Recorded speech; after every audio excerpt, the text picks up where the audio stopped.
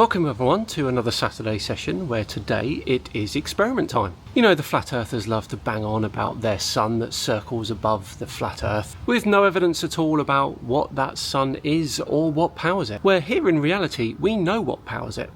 Nuclear fusion. And we even know how much energy it produces.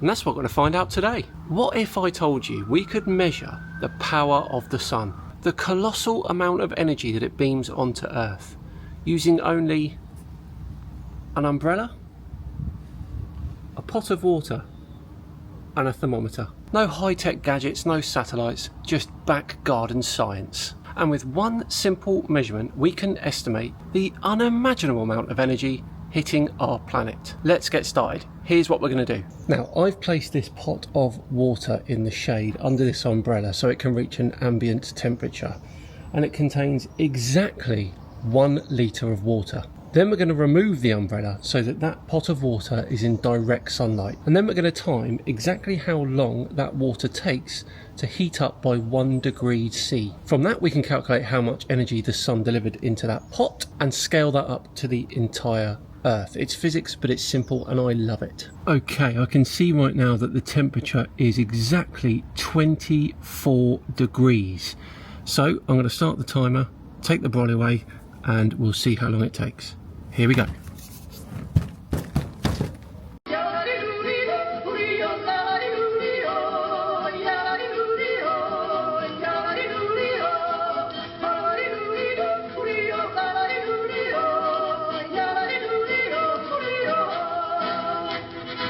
Okay, you can see that it has now hit 25 degrees. I stopped the clock at 2 minutes and 16 seconds. So that's 136 seconds. Brilliant. Now we've got to do a little bit of maths. Okay, to work this out, we're going to start with this formula here, which is Q equals MC delta T. Now, the Q is our energy. The M is our mass, the C is our specific heat capacity, and our delta T is our change in temperature. Now, all we've got to do is plug all that information in. So our energy is our mass. Now, we know that the water was 1 litre, so that's 1 kilogram. We know the specific heat capacity of water is 4,184 joules per kilogram degrees C, and we know our change of temperature was 1 degree because it went from 24 to 25 degrees. So obviously we work all this out and it actually comes to 4,184. So 4,184 times 1 times 1 is 4,184, and our unit is joules. So what that is the amount of energy the sun delivered to raise our water temperature by 1 degree Celsius. But we need to work out how much energy was delivered into our pot of water. Now we know that it took, so we know the time was 2 minutes and 16 seconds, I believe. And that is equal to 136 seconds. Now we know that power is energy over time. So we know that our energy was 4,184 joules, and we know that it was 136 seconds. And that gives us a total of 30.76 joules per second, which is the same thing as saying 30.76 watts. So that means that the sun was delivering 30.76 joules per second into our pot. But we are looking for how much energy was delivered onto Earth's surface per square metre. And obviously that pot is not a square metre. It's just a small circle. So first we're going to need to work out the surface area of that pot.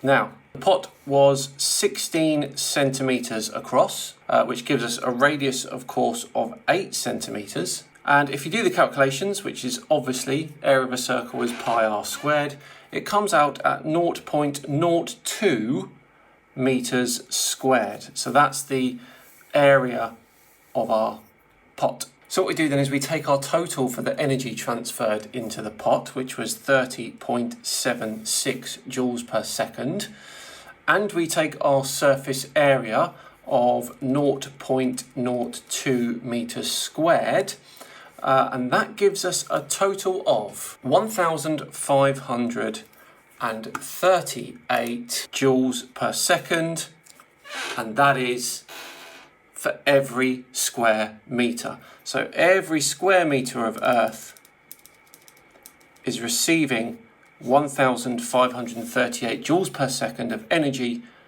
onto the surface. Now that actually isn't bad, because the accepted value for the solar constant is 1,366 watts per square meter. So we're fairly close, considering we used a pot of water, a thermometer and an umbrella. That's not bad going. But we want to work out how much energy is hitting the entire planet.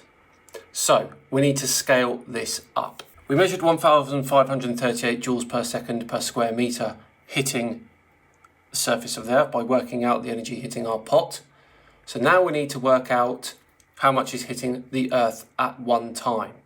So first we need to work out the area of the Earth facing the Sun. Now we could just think of this as a disk, because obviously only half of the Earth is receiving sunlight at any one time. So it turns out that this has an area of around 1.275 times 10 to the 14 meters squared. So all we've got to do then is multiply these two together, and it will give us a total of the amount of energy hitting the Earth's surface every second.